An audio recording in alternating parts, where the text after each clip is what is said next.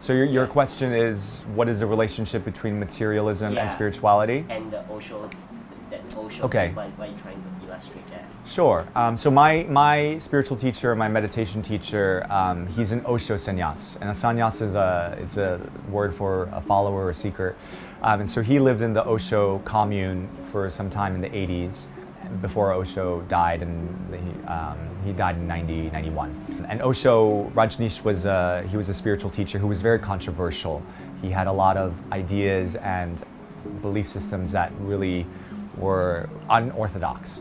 And he had like 93 Rolls Royces that were, and he had all of these material things. He had a lot of money that was just gifted and bestowed to him.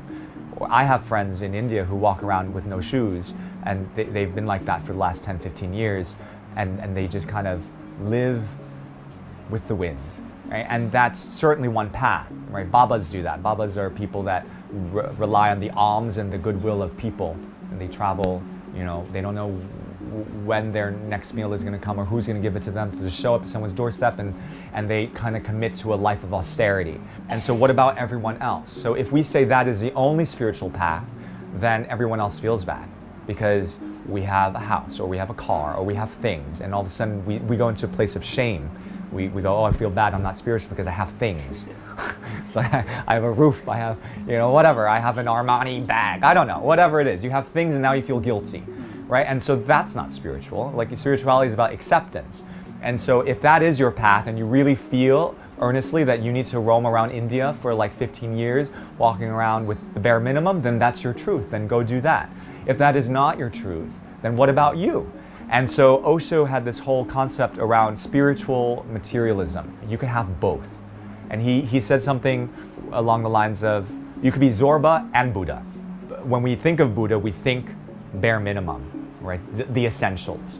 And then when we think of Zorba is a very lavish, like Dionysian, like I have everything and I just want more and I want all the finest things, the silks, everything, the gold, give it to me. And so for people who are living in a modern, contemporary, city, we can't necessarily, live like a renunciate. And nor do I think we should. We're not in those times. Those days were when things were simpler, there was less pollution, there was less industry. We live in a place that is governed by certain rules that make materialism, it's a necessity. So if we think about abundance and we think about energy, money is an exchange. Money is an exchange of energy. So when you give someone money, it's like, hey, I appreciate you for your time, here's some money. And then something has been exchanged, either a service or there's a product.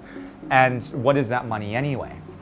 It's just a symbol of that trust and that exchange. I had a hard time when I was charging for energy work in the very beginning when I was doing Reiki and body work, where I would be really fearful of asking people for money. I would be like, oh, okay, I just did this session. All right, go to the front desk and they're gonna take care of you. Because I had this belief system in my head that money was bad, money was evil, people who have money are greedy. So the whole point about spiritual materialism is, how do we redefine our relationship with money? Money itself isn't inherently evil. Money is a tool, and what we do with the money is up to us. It's the intention we have behind it. And so that's